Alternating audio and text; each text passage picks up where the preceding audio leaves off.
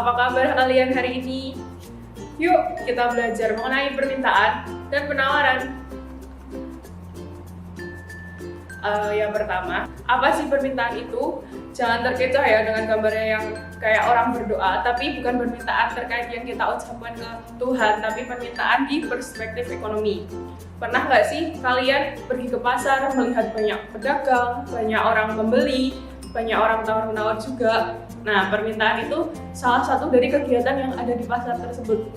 Jadi, permintaan merupakan jumlah barang atau jasa yang diminta konsumen pada tingkat harga dan waktu tertentu.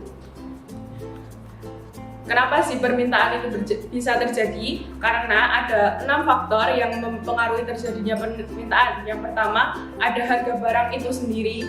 Yang kedua, ada harga barang lain yang terkait. Yang ketiga, ada pendapatan konsumen. Yang keempat, selera konsumen. Yang kelima, jumlah penduduk. Yang keenam, ekspektasi konsumen di masa depan. Yang pertama tadi kan harga barang itu sendiri. Kenapa sih harga barang itu sendiri bisa menjadi faktor terjadinya permintaan? Karena di dalam permintaan itu, ketika harganya rendah, maka permintaannya akan tinggi. Kalian pernah nggak sih masuk ke dalam swalayan, terus kalian lihat barang yang selama ini kalian beli, harganya itu lagi murah. Gini, misalnya kalian kan pakai skincare. Waktu kalian lihat tuh, pelembab kalian yang harganya awal 20.000, sekarang turun jadi 12.000. Kalian pasti langsung beli, pengen nyetok banyak kan? Jadi karena harga barang itu sendiri, kalau harganya lagi rendah, otomatis permintaannya akan naik. Yang kedua, harga barang lain yang terkait. Jadi harga barang lain yang terkait itu ada dua yang di sini yang dimaksud. Barangnya itu ada barang substitusi dengan barang komplementer. Barang substitusi itu apa sih? Barang substitusi itu biasanya disebut dengan barang pengganti. Contohnya ketika kalian biasa menggunakan pulpen, dan tentunya kalian juga biasa menggunakan pensil. Ketika harga pulpen itu naik, otomatis orang-orang cenderung menggunakan pensil dengan harga yang lebih rendah. Maka dari itu, jumlah permintaan pensil otomatis akan naik. Yang kedua, barang komplementer. Barang komplementer itu apa sih? Barang pelengkap. Contohnya adalah spidol dengan tinta. Ketika jumlah permintaan dari spidol itu naik, maka tinta juga akan naik karena tinta kan yang sering digunakan untuk spidol. Yang ketiga, faktor ketiga itu ada pendapatan konsumen. Pendapatan konsumen itu berpengaruh karena ketika kita punya banyak uang dan harganya itu murah ataupun harganya itu mahal, kita kalau yang namanya pengen pasti akan beli. Yang keempat, selera konsumen. Kalian pasti suka punya kesukaan terhadap barang tertentu. Misalnya kalian suka komik, kalian suka buku. Meskipun harganya itu entah mahal, harganya entah murah, tapi karena kalian suka, pasti kalian akan tetap belikan. Nah, faktor yang kelima yaitu jumlah penduduk. Di sini kenapa jumlah penduduk itu berpengaruh terhadap jumlah permintaan? Karena ketika di suatu negara atau suatu wilayah itu jumlah penduduknya sedikit kemudian menjadi banyak, itu otomatis jumlah permintaan barang itu akan ikut naik.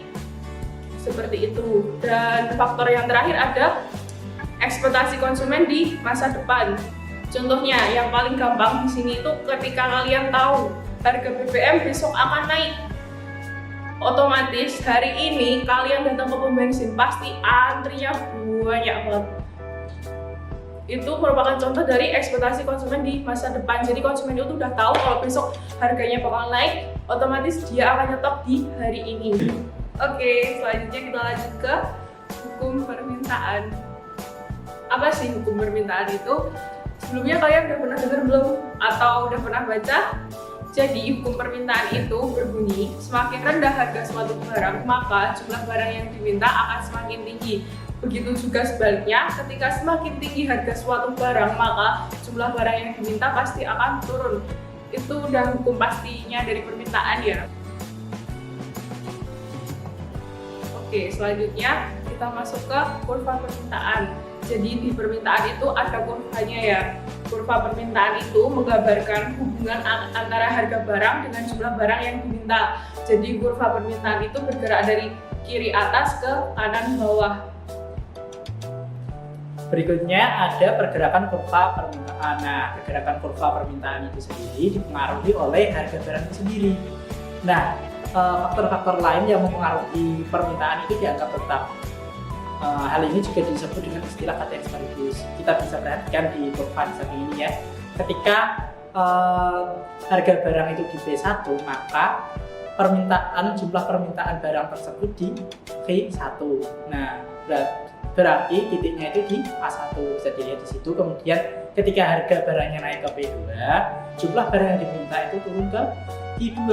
Bisa dilihat bahwa titik permintaannya itu di A2. Nah, kemudian ketika harga barangnya itu turun ke P3, maka jumlah barang yang diminta itu naik ke V3. Itu sesuai dengan hukum dari permintaan itu sendiri yang sudah dijelaskan tadi, bahwa ketika harga naik maka jumlah barang yang diminta itu turun, dan sebaliknya ketika harga barang itu turun maka jumlah barang yang diminta akan naik. Kemudian yang berikutnya ada pergeseran kurva permintaan. Jika tadi pergerakan kurva permintaan itu dipengaruhi oleh harga barang itu sendiri, ini berbeda dengan pergeseran. Kalau pergeseran itu dipengaruhi oleh faktor-faktor lain yang mempengaruhi permintaan selain harga barang itu sendiri.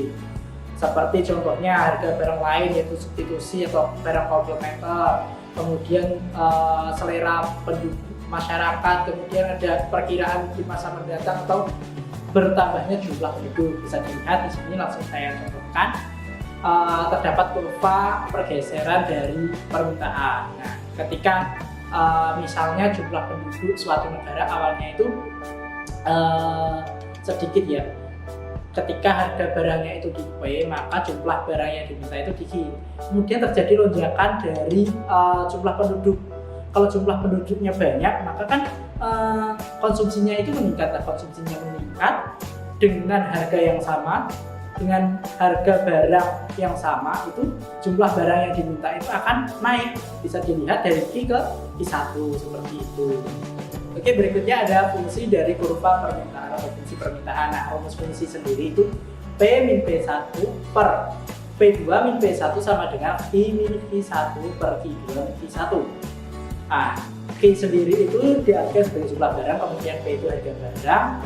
Nah, untuk bentuk umum dari fungsi permintaan itu ada Q sama dengan A min BP atau P sama dengan A plus BP. A itu disebut dengan konstanta, di sini aturannya harus positif nilainya. Kemudian ketika B atau gradiennya ini nanti nilainya harus negatif seperti itu. Kita langsung masuk ke contoh soalnya. Nah, di sini jika harga barang itu 60 per unit, maka jumlah barang yang diminta itu 20 unit. Kemudian ketika harganya 40 unit, di sini berarti turunnya, berarti jumlah barang yang diminta bertambah menjadi 30 unit. Tentukan persamaan fungsi permintaan. Nah, itu kalau yang P1 itu nanti di 60 itu, kemudian P2 nya di 40, terus Q1 nya itu 20, Q2 nya itu 30. Dari pertanyaan tersebut diperoleh harga awalnya tadi atau P1 60, kemudian terjadi perubahan harga atau P2 nya 40, kemudian jumlah barang yang diminta tadi 20 atau Q1, kemudian berubah menjadi 30 atau Q2. Kita masukkan ke rumus fungsi. Rumus fungsinya P min P1 per P2 min P1 sama dengan Q min Q1 per Q2 min Q1. Kita masukkan P min 60 per 40 min 60 sama dengan Q min 20 per 30 min 20. Kemudian P min 60 per min 20 yang diperoleh dari 40 dikurangi 60, kemudian sama dengan Q min 20 per 10 diperoleh dari 30 min 20. Kita kalikan silang. Min 20 kali Q menjadi min 20 Q, min 20 dikali min 20 menjadi 400, kemudian sama dengan P kali 10, 10P min 60 kali 10 min 600. Terus 400 nya kita pindah ruas ke kanan, jadi min 20 Q sama dengan 10 P min 600 min 400. Diperoleh min 20 Q sama dengan 10 P min 1000. Dari min 600 ditambah min 400. Nah, kemudian min 20 nya ini buat bagi, jadi Q sama dengan 10 P min 1000 per min 20. Diperoleh hasil Q sama dengan min 0,5 P. 10 P dibagi min 20 hasilnya min 0,5 P. Kemudian min 1000 dibagi min 20 hasilnya 50. Nah, kita jadikan ke bentuk umum dari fungsi permintaan, yaitu untuk A min VP. Jadinya GD sama dengan 50 min 0,5 P. Oke, karena tadi kita udah mempelajari materi tentang permintaan, selanjutnya kita akan mempelajari mengenai materi penawaran. Nah, misal gini, kalian sebagai seorang penjual. Nah, sebagai seorang penjual, kalian pasti pengen barang-barang yang kalian jual itu akan lebih banyak. Jadi, kalian akan fokus menawarkan barang-barang yang akan kalian jual kepada konsumen. Oke, kita menuju yang pertama, yaitu pengertian penawaran. Apa sih itu penawaran? Penawaran adalah jumlah barang atau jasa yang tersedia untuk dijual oleh produsen pada tingkat harga dan waktu tertentu. Oke, selanjutnya kita akan pelajari mengenai faktor-faktor terjadinya penawaran di pasar. Yang pertama yaitu ada harga barang itu sendiri. Nah, ketika kita sebagai penjual, kita akan mempertimbangkan harga barang yang akan kita jual di pasaran. Nah, ketika harga barang itu naik, maka jumlah penawaran barangnya juga akan bertambah. Dan begitu pula sebaliknya, ketika harga itu turun, maka jumlah penawaran barangnya juga akan turun, seperti itu. Oke, faktor yang kedua yaitu ada harga barang lain yang terkait. Nah, di sini ada dua jenis barang, yaitu barang substitusi atau barang pengganti dan juga barang komplementer atau barang pelengkap. Nah, yang pertama, barang substitusi itu mempunyai fungsi yang sama dan juga mempunyai sifat yang saling menggantikan. Contohnya di sini ada pulpen dan pensil. Nah, pulpen dan pensil ini sama-sama bisa digunakan untuk menulis. Nah, ketika harga pulpen naik, maka jumlah penawaran terhadap pensil akan turun karena produsen akan fokus untuk menawarkan pulpen. Nah, yang kedua adalah barang komplementer, yaitu barang yang mempunyai fungsi untuk saling melengkapi. Contohnya yaitu gula dan teh. Nah, ketika harga teh mengalami kenaikan, maka jumlah penawaran terhadap gula juga akan mengalami kenaikan karena pada dasarnya untuk mengonsumsi teh kita akan membutuhkan gula, seperti itu. Jadi begitu pun sebaliknya, ketika harga gula itu mengalami kenaikan, maka jumlah penawaran akan teh juga akan naik. Selanjutnya yaitu biaya produksi. Nah, biaya produksi ini pada dasarnya akan mempengaruhi harga jual suatu produk. Nah, ketika biaya produksi itu tinggi, maka harga jual barang juga akan tinggi, sehingga produsen akan lebih banyak untuk menawarkan produknya. Begitupun ketika biaya produksi itu rendah, maka produksi juga bisa lebih banyak dan produsen akan mengurangi jumlah penawaran produknya, seperti itu. Oke, faktor yang keempat yaitu adalah teknologi yang digunakan. Nah, jadi semakin canggih teknologi yang digunakan, maka produksi itu juga akan lebih banyak, sehingga produsen juga akan meningkatkan jumlah penawaran akan produknya. Oke, yang selanjutnya yaitu faktor perkiraan harga di masa depan. Nah, jadi ketika harga suatu barang diperkirakan akan naik di masa depan, maka penawaran akan barang tersebut itu akan mengalami penurunan di masa sekarang. Contohnya misal beras. Nah, beras pada bulan depan diperkirakan harganya akan mengalami kenaikan, sehingga pada masa kini jumlah penawarannya akan berkurang. Karena sebagai seorang penjual, kita akan menyimpannya dan akan menjualnya pada saat harga beras itu sudah mulai naik, sehingga penawaran beras di pasar pada saat ini akan berkurang. Terakhir yaitu tujuan perusahaan. Nah, sebuah perusahaan pasti ingin memaksimalkan keuntungan yang diperoleh, namun risiko yang diambil juga akan semakin tinggi. Sehingga jika perusahaan tidak ingin mengambil risiko yang terlalu tinggi, ia akan mempertimbangkan jumlah produksi barangnya. Kemudian itu akan berpengaruh terhadap jumlah penawaran barang yang diproduksinya. Nah, yang selanjutnya kita akan pelajari mengenai hukum penawaran. Hukum penawaran sendiri berbunyi, semakin tinggi harga suatu barang, maka jumlah barang yang ditawarkan juga akan semakin banyak. Nah, Begitu pula sebaliknya, ketika harga suatu barang itu rendah, maka jumlah barang yang ditawarkan juga akan semakin sedikit. Nah, yang selanjutnya kita akan pelajari mengenai kurva penawaran. Kurva penawaran ini menggambarkan hubungan harga barang dengan jumlah barang yang ditawarkan penjual. Kurva penawaran sendiri itu bergerak dari kiri bawah ke kanan atas. Berikutnya kita akan belajar terkait pergerakan kurva penawaran.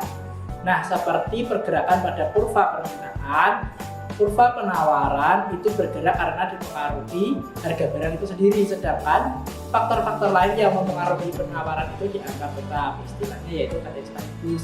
Nah, kita langsung lihat ke kurvanya. Sebagai contohnya gini, ketika harga mulai itu di P1, maka jumlah barang yang ditawarkan oleh produsen itu di P1. Kemudian ketika terjadi kenaikan harga barang ke P2, maka jumlah barang yang ditawarkan oleh produsen atau penjual itu juga naik ke P2. Demikian kalau harganya turun dari P1 ke P3, nah jumlah barang yang ditawarkan juga akan turun dari P1 ke P3. Ini sesuai dengan hukum dari penawaran, yaitu ketika harga barang naik maka jumlah barang yang ditawarkan juga akan naik. Ketika harga yang ditawarkan atau harga barang itu turun, maka jumlah barang yang ditawarkan akan turun, seperti itu. Oke, berikutnya ada pergeseran kurva penawaran. Nah, pergeseran dari kurva penawaran itu disebabkan oleh faktor-faktor lain selain harga barang itu sendiri, seperti kayak biaya produksi, harga barang terkait, yaitu barang komplementer atau substitusi, kemudian ada perkiraan di masa mendatang, kemajuan teknologi, biaya produksi, dan lain sebagainya. Langsung kita contohkan di kurva berikut ini. Di situ dilihat bahwa harga selalu di P, tapi jumlah barang yang ditawarkan itu berubah dari titik Q ke Q1 atau ke Qn, seperti itu. Berarti terjadi perubahan jumlah barang yang ditawarkan, namun harganya itu tetap.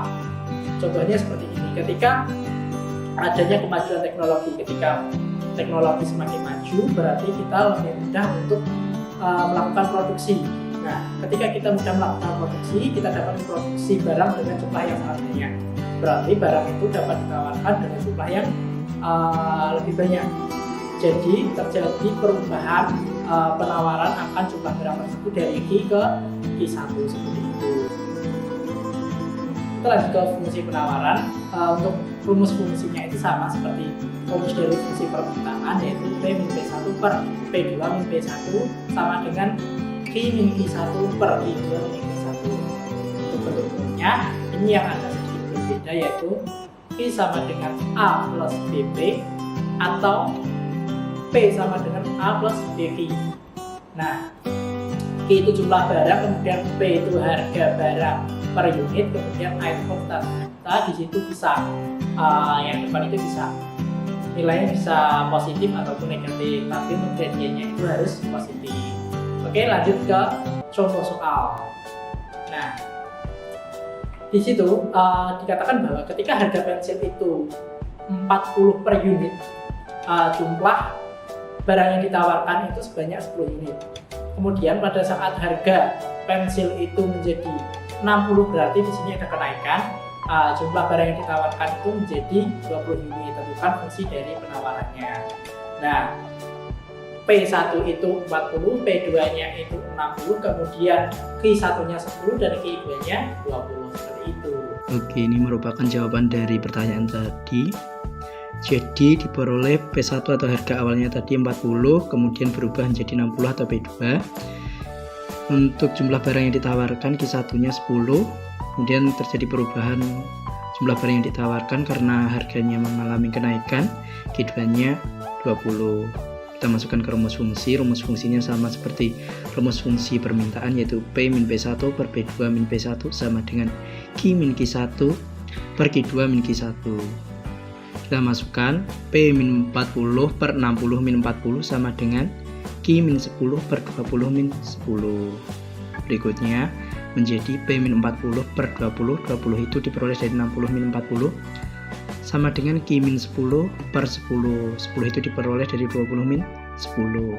Kemudian kita kalikan silang, 20 kali Q, 20 Q, kemudian 20 kali min 10 menjadi min 200 sama dengan 10 kali P, 10P, 10 kali min 40 menjadi min 400. Kemudian min 200 nya ini kita pindah ke sisi sebelah kanan, jadinya 20Q sama dengan 10P min 400 plus 200. Kemudian menjadi 20Q sama dengan 10P min 200 diperoleh dari min 400 ditambah 200.